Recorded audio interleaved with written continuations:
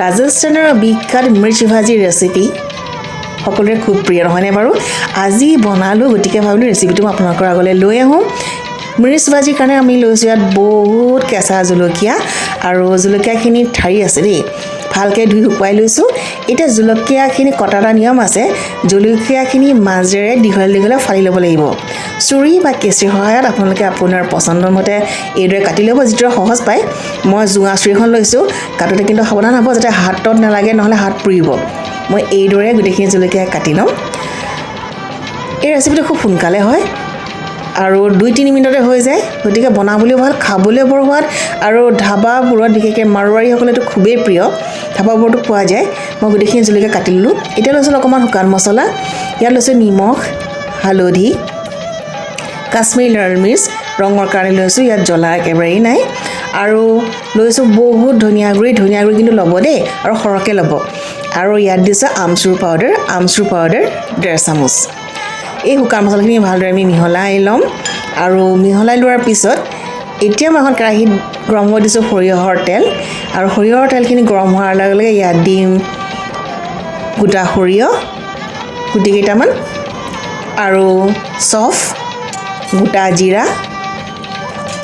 চফ দিব লাগিব চফ দিলে খুব সোৱাদ হয় সেইকাৰণে চফ দিয়ে তেখেতসকলে আৰু এই মছলাখিনি আমি ভালদৰে এতিয়া ভাজি ল'ম জুইটো কম জুইত ৰাখিব আৰু অলপমান ভজা হোৱাৰ লগে লগে ইয়াত দি দিম আমি কেঁচা জলকীয়াখিনি আৰু মছলাখিনি ভালদৰে ভাজিম জলকীয়াখিনি আমি তেতিয়ালৈকে ভাজিব লাগিব যেতিয়ালৈকে জলকীয়াখিনি অকণমান ৰঙচুৱা হৈ যায় অলপমান লৰাই দি পেলাই ঢাকোনখন মাৰি থৈ দিব গেছটো চিমত দি থ'ব নহ'লে গোটেই ঘৰটোত জলকীয়া গোন্ধ ওলাব আৰু গোটেই পৰিয়ালৰ মানুহে হাঁচি কাঢ়ি পেলাই হাঁকাৰ লগাই দিব এতিয়া মই ঢাকনখন খুলি চাওঁ এয়া আমাৰ জলকীয়া হৈ গৈছে দেখিছেনে জুইৰ ফ্লেমটো কিন্তু একেবাৰে কম আছে এতিয়া মই ফ্লেমটো অকণমান বঢ়াই দিছোঁ আৰু এইখিনি এবাৰ ভালদৰে লৰাই লোৱাৰ পাছত যিখিনি শুকান মছলা আমি বনাইছিলোঁ সেইখিনি ইয়াত ঢালি দিলোঁ এতিয়া ভালদৰে জলকীয়া আৰু মছলা আমি মিহলাই ল'ম